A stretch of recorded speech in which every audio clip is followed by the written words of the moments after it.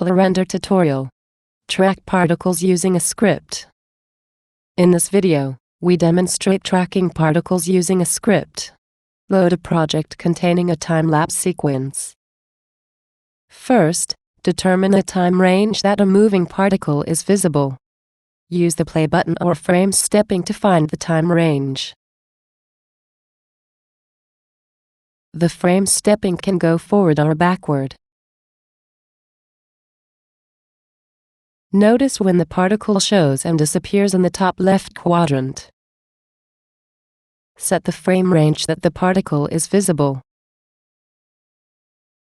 Rewind the time sequence and set the start frame to 108. Use the paintbrush to select the particle in the start frame.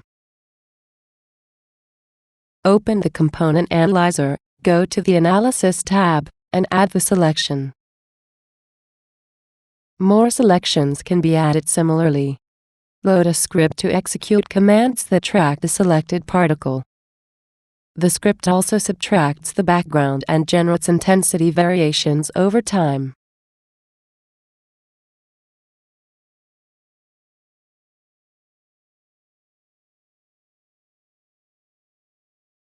Click the play button to play the time sequence and run the script. The tracking results can be seen as it plays.